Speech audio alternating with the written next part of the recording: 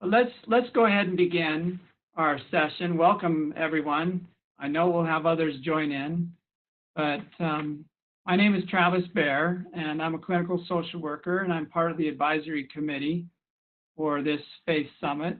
And we want to thank all of you for joining with us. We know your time is very precious, and we appreciate your time to learn together with us. Especially right now, as we're considering everything that we've been experiencing with the windstorms. Our hearts and prayers are with everyone, and grateful that there's been no more serious problems out there. It's amazing how these conditions create communities that gather together, and I know in my own community, cleaning up and working together. And so, again, our hearts and prayers are out to everyone and who is continuing to clean up after things. And so we'd like to begin with a prayer and blessing with this session. And we've invited Elder Evan Schmutz, who is General Authority for the Church of Jesus Christ of Latter-day Saints. And he's also in the area president for the church. I'm hearing some feedback. I apologize for that. Again, Elder Schmutz is he's a General Authority for the Church of Jesus Christ of Latter-day Saints, and also in the Utah area presidency. And so, welcome, Elder Schmutz. I'm hoping that you've been able to connect. Are you? Yes, I'm here, Brother Bear. Perfect. Thank you. And mute myself. If you want to go ahead and okay, thank you. Our loving Father in heaven, with grateful hearts we gather in the spirit of worship and prayer. We also gather in fellowship and in the pure love of thy Son, Jesus Christ, which we feel in common for thy children, our brothers and sisters, in whatsoever circumstances and places they may be found. Heavenly Father, we thank thee for the gift of life, even when life grows difficult and we grow weary. When the path and journey of life is fraught with care and sorrow, we remain grateful for the gift of life. We are grateful for thy grace and for the gift of thy Holy Son. Today, as on other days, we are mindful of those among us who are particularly afflicted with sorrow, pain, loneliness, and despair, for whom hope is hard to hold on to when darkness gathers. We know that at times we may all suffer from the afflictions of life, and that some are suffering today. We know that sometimes life is a burden we feel is too heavy to carry. Wilt thou, Father, for these thy children, especially in such times, reach out thy hand to strengthen them? Wilt thou send people to provide companionship in times of loneliness and light in time of darkness? We pray for our brothers and sisters and ask thee, dear Father, to fulfill the promise of thy Son, that we will not be left comfortless, but will feel the love of God. We also pray, dear Father, that we might be reminded that none of us are left alone, for thou art there, and thou art mindful of thy children. Please give us compassion, strength, and inspired insight, that we might be instruments in thy hands to help one another through prayer and action. Bless us to befriend one another, to give light and hope and love to those in need. Bless us to be compassionate and understanding. Bless us to stand with each other and, where possible, to carry one another's burdens. We know that as we serve thy children, we serve thee.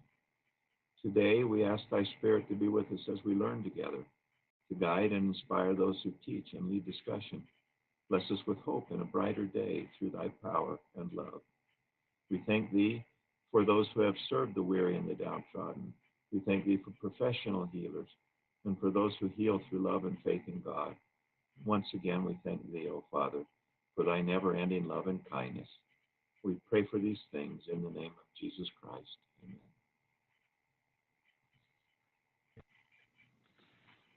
Thank you, Elder Schmutz. We appreciate that. Invocation to our discussion today. And others who are on, please mute yourself until I turn the time over to our speaker. I wanted to just call some attention to a couple of things before we turn the time over to Dr. Supiano. Technology is a blessing and a challenge sometimes, and we're grateful for it. If you have any difficulties with connecting, please connect with Paul Putnam at the state, and his email is paulputnam@utah.gov. And hopefully he can help work through the connection problems.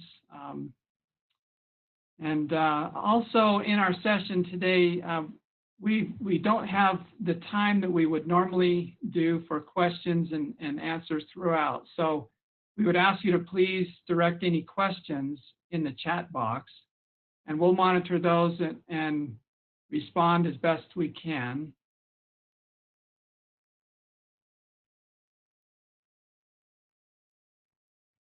I hope I'm not frozen still. Benet sent a note in the chat box saying I'm frozen. If you have questions, please direct them to the chat box. And okay, great, thanks. So please don't raise the hands for questions. We'll do our best to possibly allow for a couple of minutes at the end to address any questions we've not been able to. And so, and we'll do our best with questions that you may have. Now, also, today is our third session of our Faith Summit, and the first two sessions have been really largely on prevention efforts. And this session takes a different approach, and we've titled this our healing action. Again, our consensus statement is faith in action, and this focus is going to be on healing. And so as we consider really the conditions we've been experiencing throughout this year with the COVID conditions, and even now with the wind problems, we're all experiencing different kinds of grief and loss.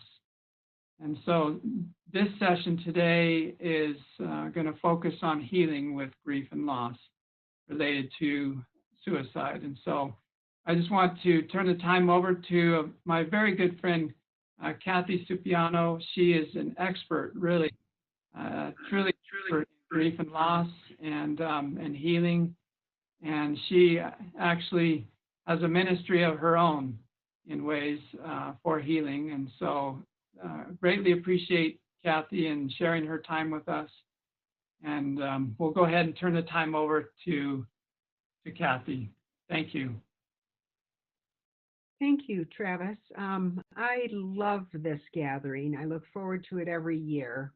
And so I tell my staff, this is my favorite gig. So I'm going to actually kind of clip along. I'm just leaving this slide up for a minute just to give you my contact information. And please know I'm happy to respond to people at any time afterwards. And if you can help me remember to announce our COVID initiative at the end of this, I'm happy to do so. So I wanted to just remind us about how suicide death it brings a different form of grief. Those who lose someone to suicide, and goodness knows we're all working on this to change this landscape, but people who lose someone to suicide death end up with intense feelings of anger, guilt, and shame. This leaves people who have lost someone to suicide perplexed and filled with doubt, and of course that can profoundly affect their faith. The surviving family and friends who had perhaps been caring for a person who was at high risk for suicide for many years might even feel relieved that, number one, their responsibility has ended, or as they are often told, that the person who died isn't suffering anymore. That can be painful to hear. But when people do entertain those feelings, they very often feel guilty about feeling relief. So these are profoundly affecting deaths.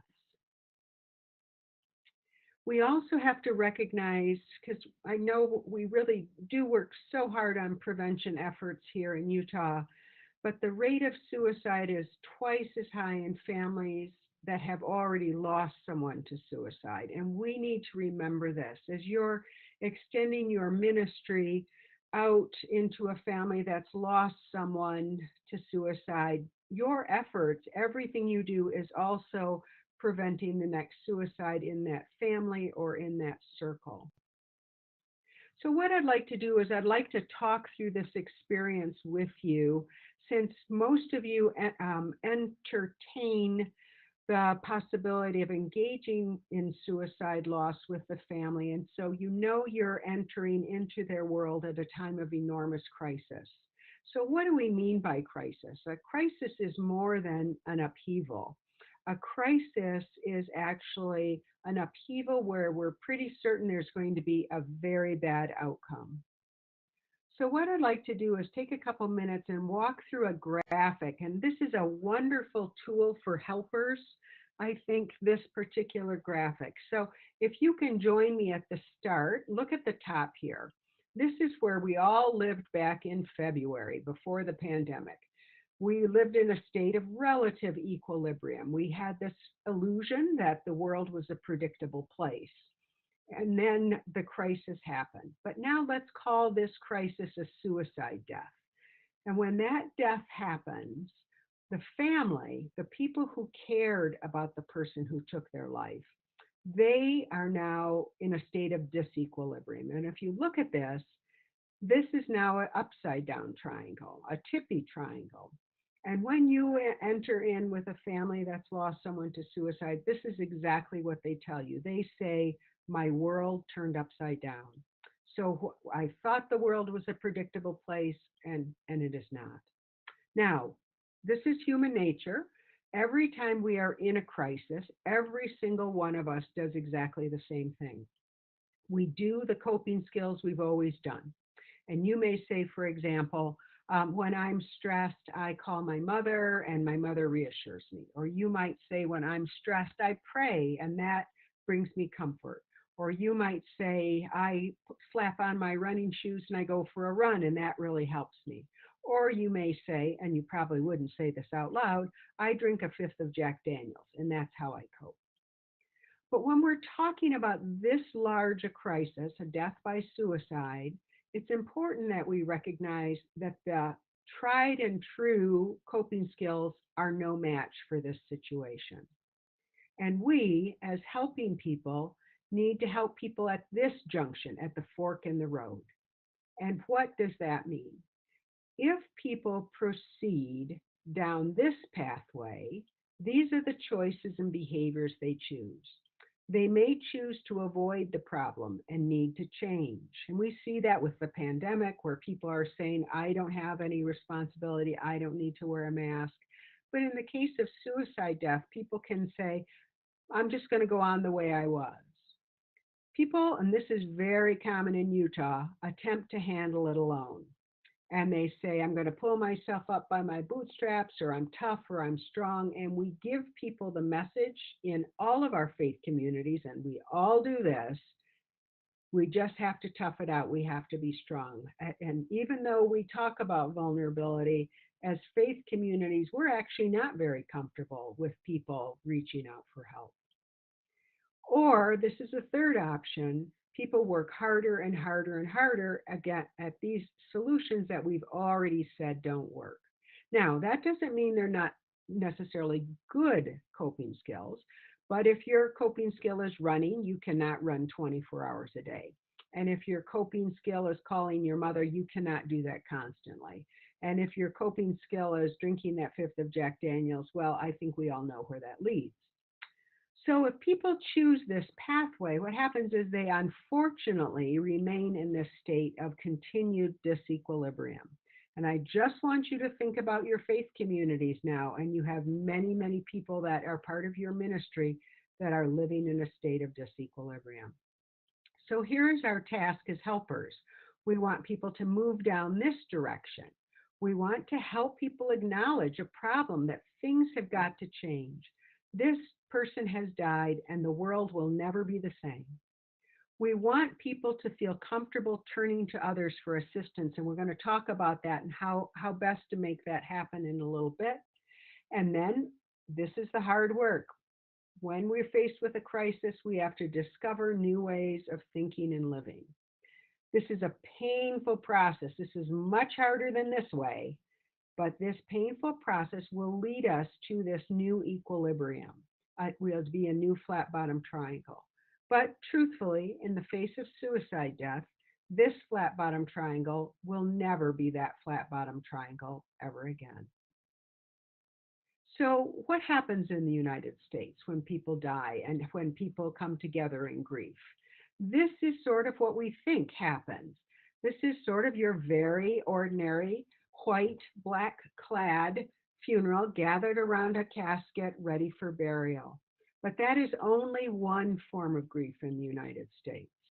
In the United States, we are now a multi ethnic and diverse nation.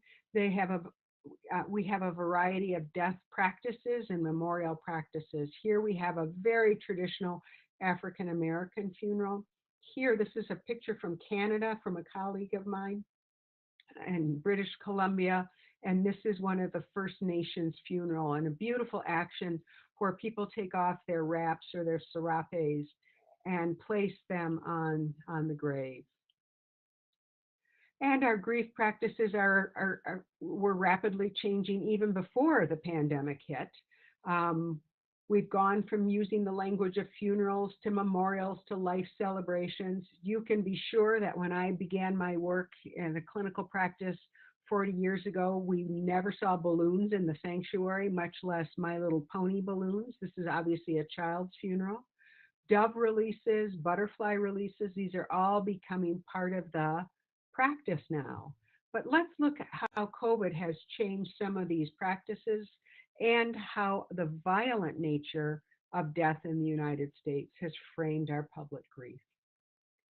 So you're seeing on the left 9/11, of course, and on the right, you're seeing the Challenger disaster. But public spontaneous expressions of grief happen at the individual level too. And here we're seeing a roadside death. This is actually a very interesting picture because this death was a suicide death. This is a person who drove a car into an abutment as the form of suicide. But we also have ways we collectively respond to grief in the United States. And those of you who are my age will easily remember these pictures. This is JFK's funeral. This is Arlington National Cemetery. And this is the motorcade with his caisson, his casket in the caisson being drawn by the horses. And you can see Washington, D.C.'s main thoroughfares lined for his memorial. So there are precedents for public grief, but this is actually how public grief responds to trauma and all forms of trauma. Motor vehicle accident, the shooting at Marjorie Stoneman Douglas High School, and the shooting at the Pulse nightclub in Miami. So where does that leave us now with grief? And this has huge implications for suicide grief. Even as the death rate for COVID is increasing, the death rate for both suicide death and overdose death have increased dramatically in the state of Utah during this half year. But this is how people are having to grieve now. The funeral home with people able to come in one at a time, the lone bugler at Arlington National Cemetery. And think of the number of people who have lost a family member or friend to suicide, to overdose death, to a motor vehicle accident, to COVID in these last 6 months that have not been able to grieve as they would have wanted to. So grief at this time is going unwitnessed. So I want to talk about that particularly in terms of suicide death. But we have this tension, and this is a parallel experience of grief being very public, but still being very private. Oh, excuse me.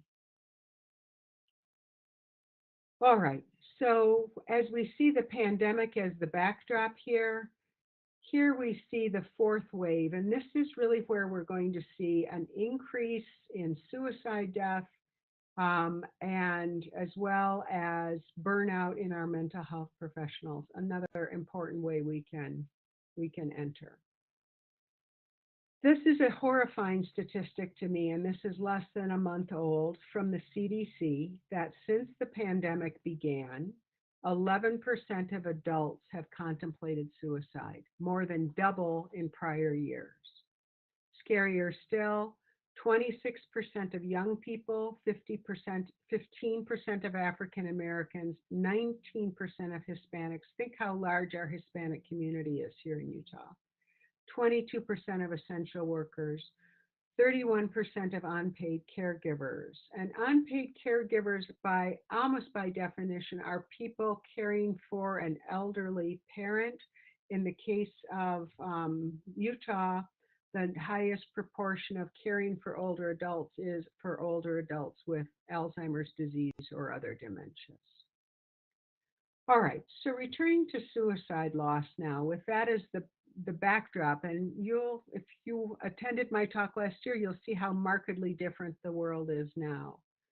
But in suicide loss, our goal in grief care is ultimately to distinguish the griever experience with the circumstances of the death from their relationship with the person who died. This takes quite a bit of time, but over time, we want people to be able to hold in their hearts the person who died, and while acknowledging the reality of suicide, keep that reality at, I like to say, at arm's length. So that's not the first thing one thinks about when one thinks about the person they love who died. All right, so returning to our goals for today, and what I'm inviting you to do is to reflect on a situation where you're asked to bring comfort to a family. What I'm going to ask you to do is just reflect for a moment on your own congregation, on your own parish, on your own synagogue, on your own ward community, and think about being tasked with visiting a family where a family member has died by suicide. So I'm going to share this from a little place of humor. This is actually one of my favorite cartoons. Here we have the parrot on sale at the pet store, deep discount. And why? It's because this parrot's not a good talker. This parrot can't talk at all, and so it's being advertised as a good listener. And in the case of a suicide death, this is the most important thing when you're bringing family comfort, is to show up and listen, not to offer answers, because truthfully, you have no answers. You have no answers. You, as a member of the faith community, are not there to explain why this person took their life. Also, and this is my only word here in caps, avoid. Avoid advice giving. We'll talk about ways to bring meaningful suggestions in a moment, but avoid advice giving.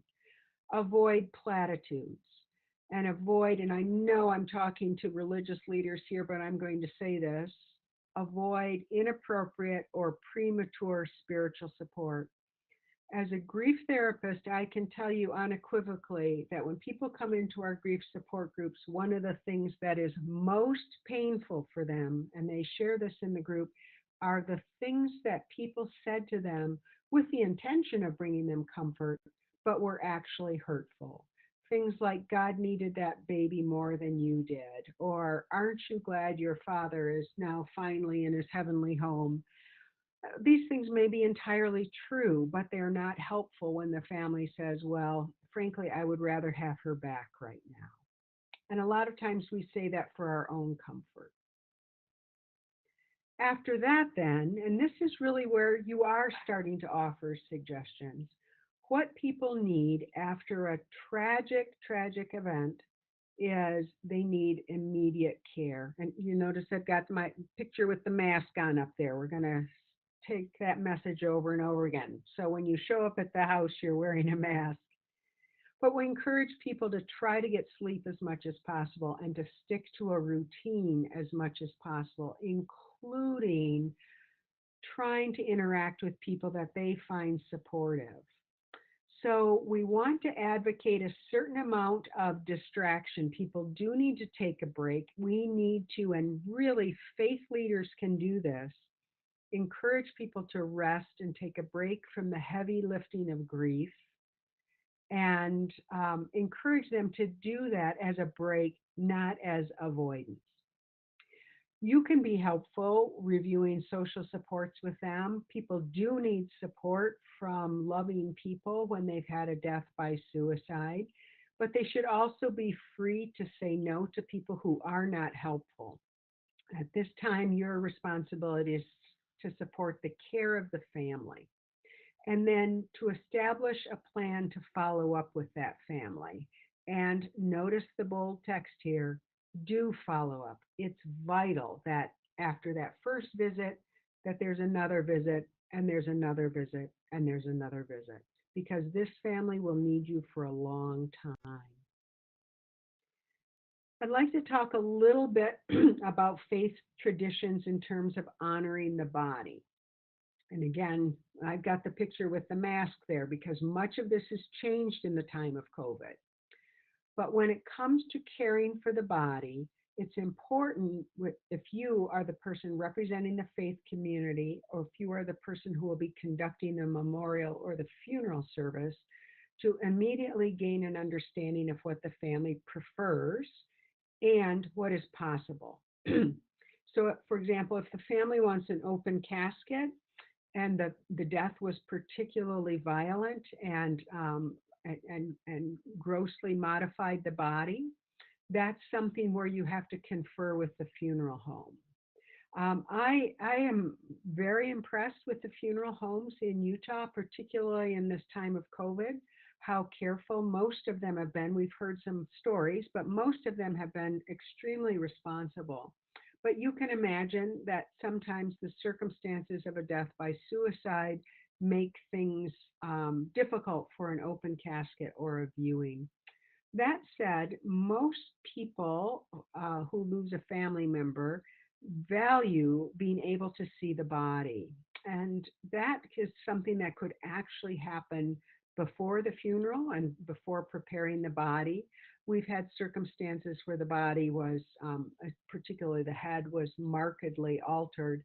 And so the family was content to hold the hand when the head was draped. And so, again, a funeral home, a responsible funeral home, has explored these alternatives with many families.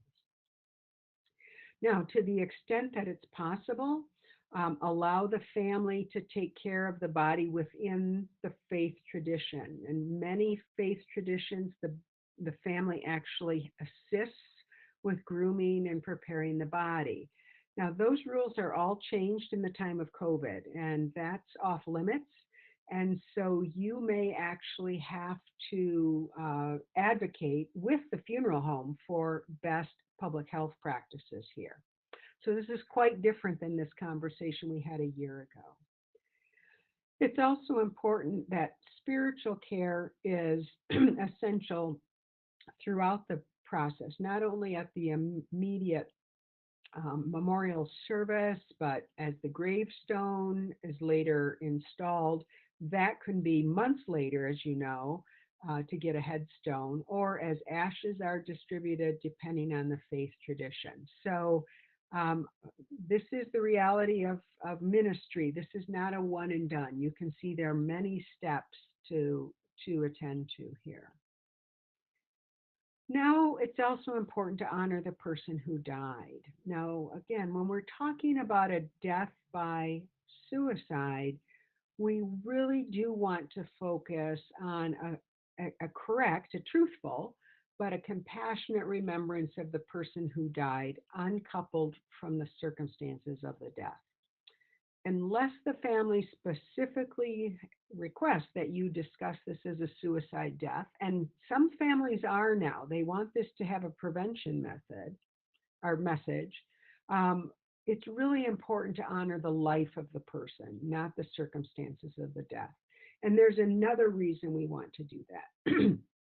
We also, this is so important, we want to take care not to glorify the circumstances of the death. And I'm afraid on social media, we see a lot of glorification of suicide.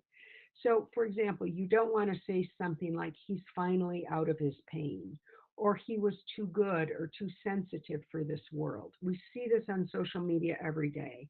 This actually accelerates patterns of suicidality in people who hear these messages that, oh, this is the way out of pain, or I'm too good for this world, or too sensitive for this world. And I'm not saying that that's not true. Yes, there are people who have terminal depression that in a way, the life ending by suicide, as horrible as this is, does in the mind of the person dying relieve their pain. But we want to be so careful about our messaging here. So instead, I encourage you to emphasize what is lost. And, especially when we see lives of younger people, to mourn actually all that he or she might have been in the life that will not be lived. All right. But of concern, and I think if we think about the diversity, even within our communities of faith and between our communities of faith, I think you will agree with me that as a society, we lack the language for grief and norms for grief and a way to collectively grieve, to grieve as whole communities, particularly the grief of suicide. So, this is now the start of my challenge to you. Grief that initiates social movements can be transformative, and you're going to recognize many of these images. The Trevor Project and AFSP that have worked to address suicide grief, Mothers Against Drunk Drivers, Moms Demand Action in Every Town.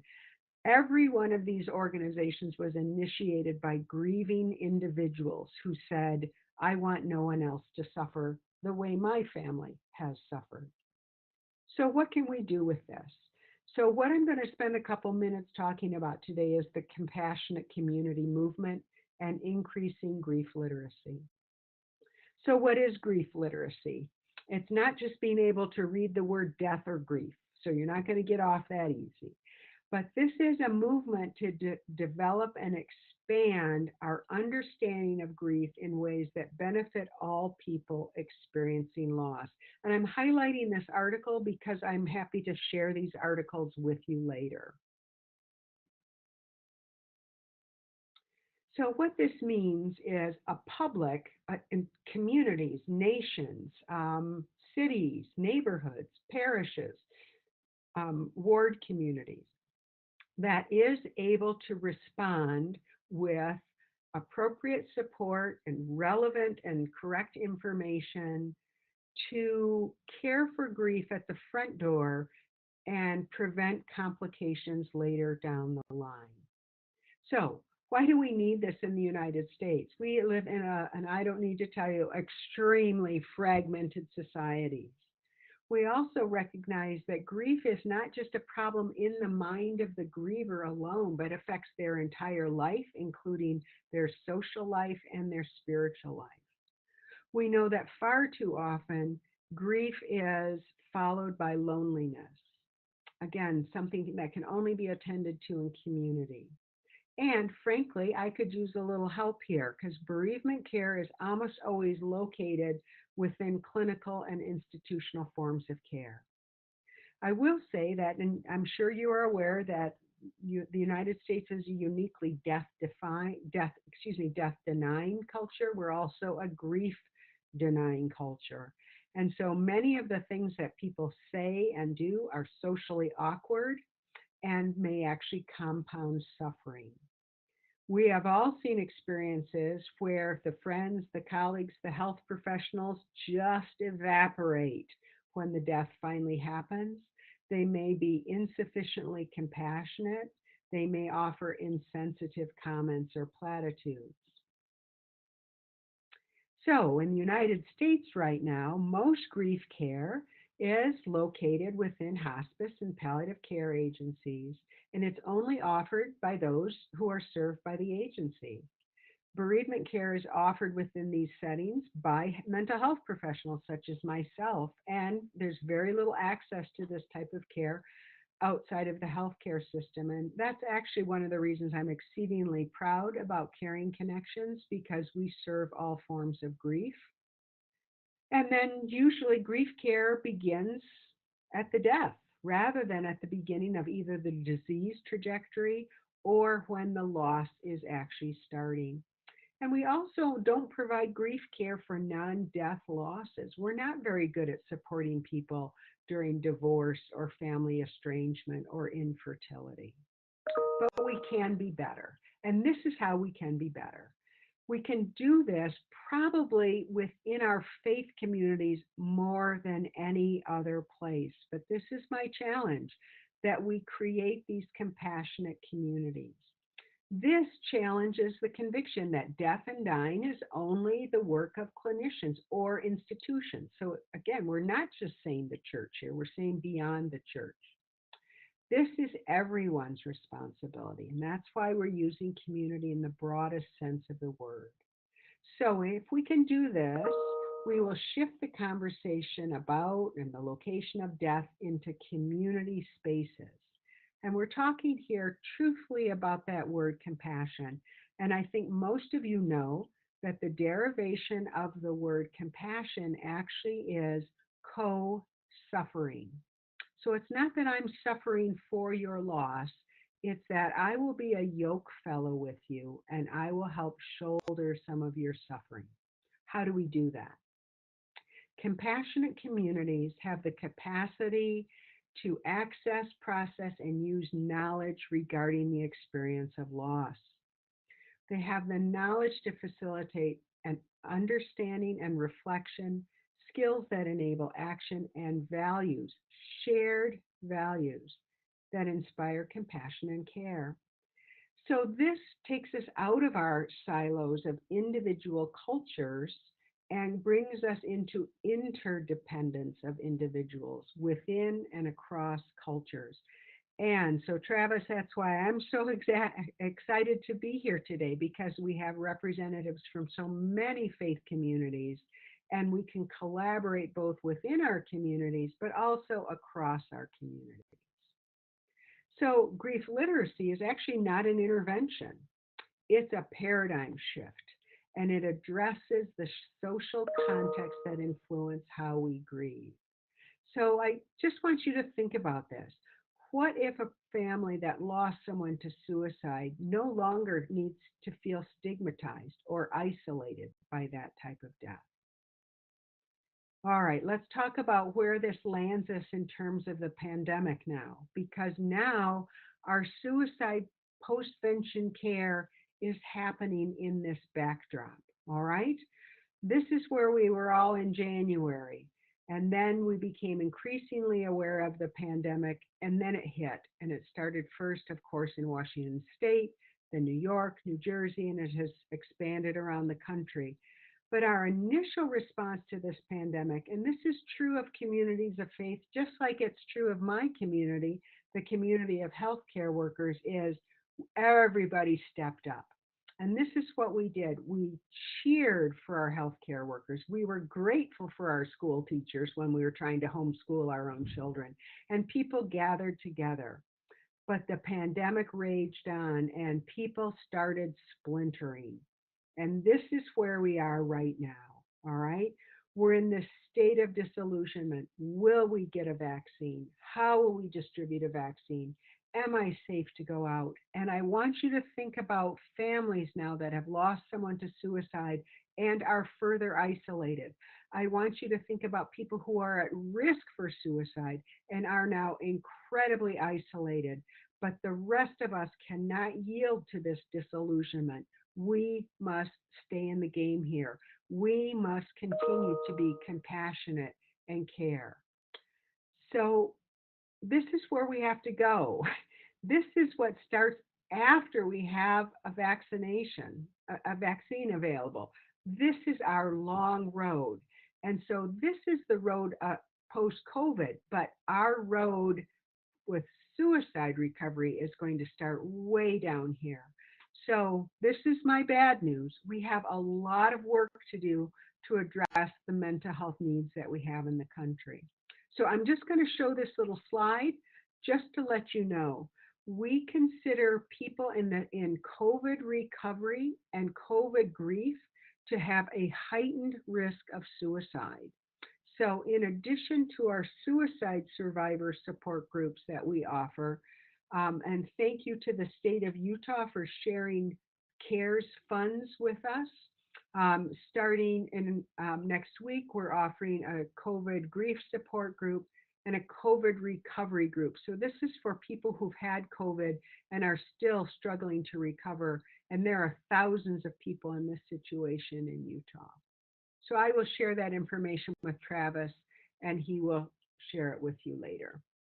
But again, as we're returning now to suicide loss, I just want to emphasize the risk, the highest level of risk among people is among people who think they should have been able to prevent it and people who witnessed it. Those, and you'll have this slide, those are the highest risk people grieving suicide death. This overwhelming sense of loss that there's nothing left. People who might have had pre-existing depression or anxiety, and people who perceive themselves to be isolated. And so for you in the faith community, I'm underlining this word perceived. You will have people sitting in your congregations who appear to be surrounded by people, but they feel that they're alone. The other thing we have to consider is people who've had multiple losses. Rare is the person coming to a suicide death that has not had other losses. And so again, as you're exploring this with people and you're saying, and this is just the way I do it, up until today, when your son died by suicide, what was the biggest loss you ever had? And I tell the family, I'd like to hear that story, and I listen very carefully to that story. And if that story indicates that that loss prepared people for this loss, I'm going to be less worried than if I feel that these losses have been stacking up and unattended to. And so this is the family that feels that they're not going to do well here. Those are the people who deserve so much more attention. All right, so we've talked about honoring the body and we've talked about honoring the person who died. Let's remember how we honor the family in this circumstance. So we've talked about your first visit. They're in a state of shock. I need to tell you that they will not remember anything you've said. So if you can leave some written materials, that will help. Usually by the time we have a memorial service, that's the real start of grief. That's when it really sinks in with people. We offer that immediate response, but offer the best of your faith's traditions and comforts, all right? Every single one of you knows how to do a funeral well, and this is where you have to do your very best. Then, this is a really important thing, you write in your calendar the day of that death and the person who died's birthday, etc. And then a year later, send a note, call, go visit on the anniversary of the death. Remember the birthday, especially if this was a child who died. Move remembrance from the day of the death to the day of the birthday. And the greatest and lasting fear of families who've lost someone to suicide is that the person who died will be forgotten. So again, shifting the story to the life of the person and sharing some of those stories, that's going to be very, very important to help this family grieve.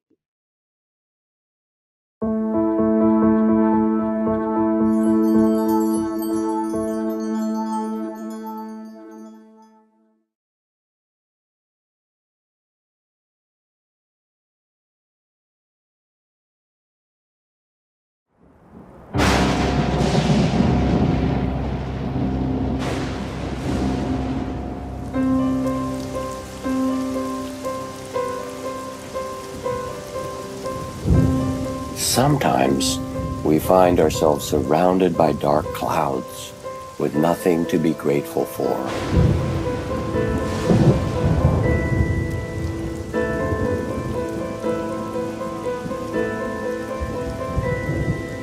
Dark clouds will always fill our lives at times.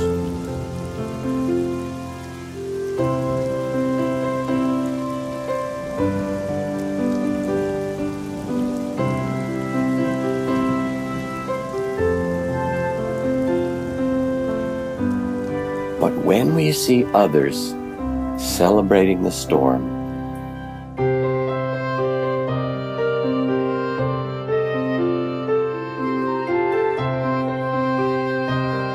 our whole view changes.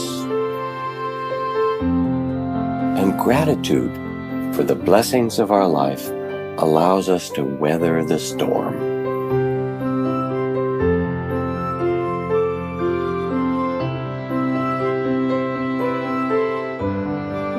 If every day is a gift, then the only response is gratitude.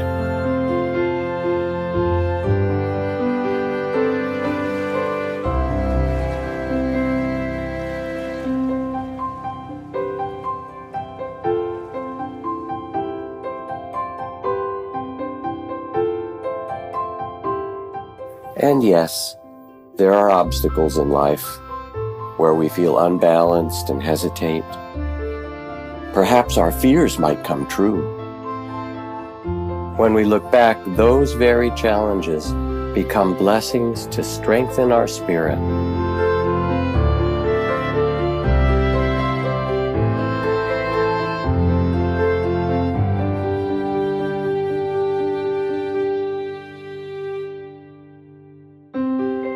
Planting a seed is a miracle.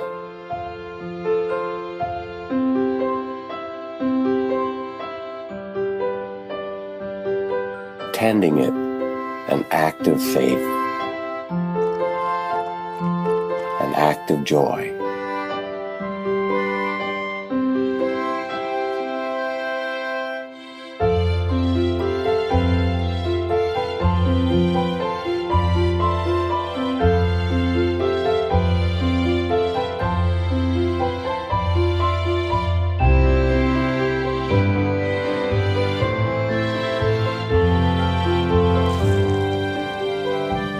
Always, our adventure has spills and losses, and yet, each is the perfect time to start over.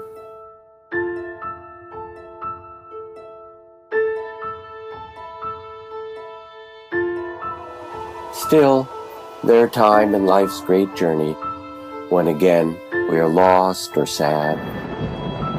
We lose our spirit.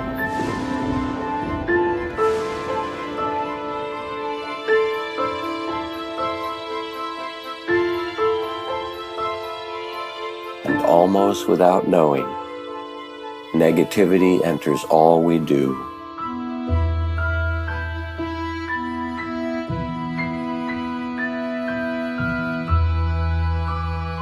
It's a weight to carry until we finally learn to let go.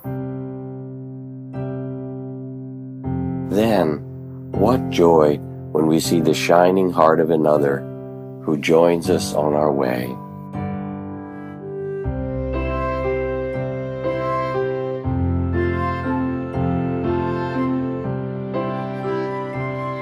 When our hearts are joyful, the gloomy spirit has no place to land.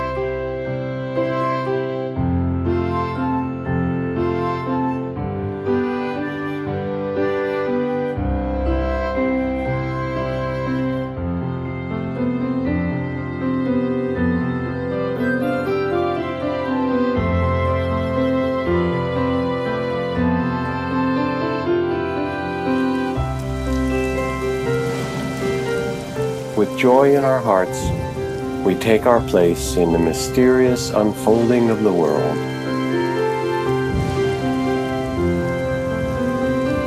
And all along, the birds keep singing,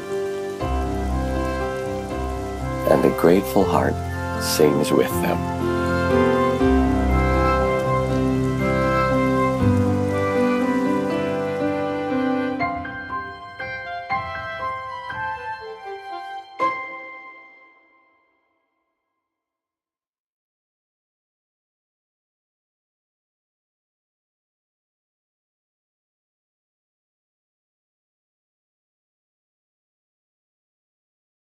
I guess there's that little gremlin out in the internet these days that's messing around a little bit. So I hope, and this did work out time wise. If there are questions that people want to ask from their own perspective, I see Paul's note that he will send the Vimeo link out to people. That is a video that's from the Gratitude Revealed series. It's well worth viewing, I think, if you missed it. Okay, so perhaps if we could have any questions related to the content or concerns that people may have, particularly in terms of grief, as we have that now this intersection between suicide loss and then the backdrop of the pandemic. Any thoughts or concerns that people want to voice or questions? Thank you, Paul.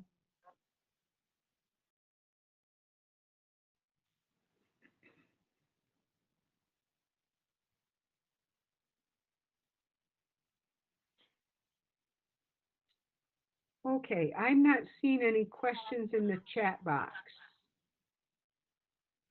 And maybe that's all right. But some of you are probably downloading that video right now. Thank you for sharing that video, Kathy. I hadn't seen that one. Maybe a comment, Kathy, on the connection.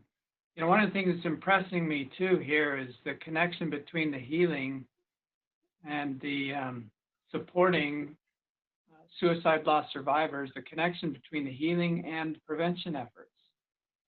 Yeah, actually, Travis, that's a very good question. So when I shared the slide about the family that's lost someone to suicide is now at increased risk for suicide, we do see that highest risk in families that feel isolated or shunned. And so, for all of our conversation about prevention efforts, I just can't overemphasize the value of just showing up and being silent. And I think this is something that Henri Nouwen talks about in some of his theology, that the friend that's the most valuable at the time is the friend who doesn't offer ideas or solutions, but just is the friend who cares. It seems like some people are actually still hearing the movie. All right, I'm not sure why that is. Yeah. But in any case, I do think that's a vital part of suicide prevention, Travis, is this idea of communities and communities being engaged. We know from suicide risk, and I think we talked about that in the session last week, the danger of not feeling like you belong. And when people are part of caring, integrated, loving communities, non-judgmental communities, communities that are characterized by forgiveness and just cutting each other some slack, those are communities where people feel welcome, no matter how distressed they are. Now, I do have to say that the most loving community itself is not protective, but it is certainly one of the protective factors. So you're right, Andrea, just showing up, being there and listening. Okay. So I just would add to that. I think a lot of times we think we have to have the answer or offer a solution. So I always sort of tell a little joke about myself here. And I know the movie Gone with the Wind has come under pressure lately, but there is that one scene in the movie Gone with the Wind where the little girl who jumps her pony over the wall and she falls and breaks her neck and she dies. And then her parents, Rhett and Scarlett, are of course distraught like any parent. And because the little girl was afraid of the dark, her father, Rhett Butler, big, strong Rhett Butler, barricades himself in the bedroom with the child's dead body and will not allow her to be buried because she's afraid of the dark. And so no one knows what to do. And so the kind friend Melanie goes into the room. And when we see that movie, we see the camera show Melanie going into the room. And then the next scene is the funeral. And I remember seeing that when I was in junior high, and everybody else is going, "Oh, isn't that sweet?" And I said, "What in the world did she say?" But the truth is, we have no idea what she said. There are no magic words.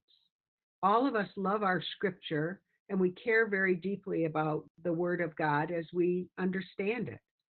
But there's a time to just be there with no words and be present, and to bring the family comfort just by saying, "This is too momentous and horrific event in your life for me not to acknowledge it. And I will be here and I will sit with you." Oh, Kim says, "Is there a place we can take our friends that are contemplating suicide to get help?" Certainly, don't leave them at that moment. Then I would go on and encourage you to use the resources we have in immediate concern, of course, the suicide hotline, the crisis line. Don't try to handle this alone. But again, and I say this all the time, I'm so very worried about you that I will not leave you until we agree on help. And I would like to start, if I were the friend, let's connect with some professional help. Thanks, Travis, for typing that in. And the crisis line is 801-587-3000. Either of those are your immediate and best ways. So always start there. And they will be as helpful to you as to your friend. You can call the hotline and just ask for guidance and say, "Hey, I have a friend in this dark place and I don't know what to do or say." And you will be speaking with a very accomplished crisis worker who will help you navigate that. And thank you, Andrea. Oh, yes, but there's the new digit, the 3-digit number isn't active yet. But we're all hoping that will come soon.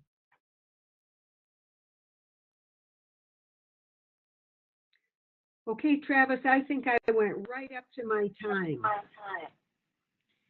Well, Kathy, I always love to hear you share your expertise, and all of us really are honestly blessed to have you. You really are a gift to our community. And again, we can't thank you enough for your expertise and your own, again, from your own personal ministry, right, and helping heal so many. And Travis, to that point, I will tell you that the state has been very generous with us about providing grief support training for people who want to learn a model of grief support. It's either an all-day training or a half-day training. And I would love to do that type of training for clergy and faith leaders in a specific conference day to be scheduled. So again, I'm going to ask you to distribute a lot of information to your attendees today, but I'd be delighted to have you do that. That's a wonderful offer, Kathy. Thank you so much. All right. Goodbye, everyone. Kathy, again, thank you so much. Everyone, thank you for your patience with our connections. We recognize that likely the wind has caused some problems, and we appreciate your patience. We are going to share the recording and this information, and so watch for that to come your way with resources that Kathy has shared. And also, we'll send a survey with that information, and appreciate your feedback. And again, thank you for joining us. Next week will be our concluding session, and that will feature some other excellent speakers. But thank you again, and prayers to all of you, and appreciate your time.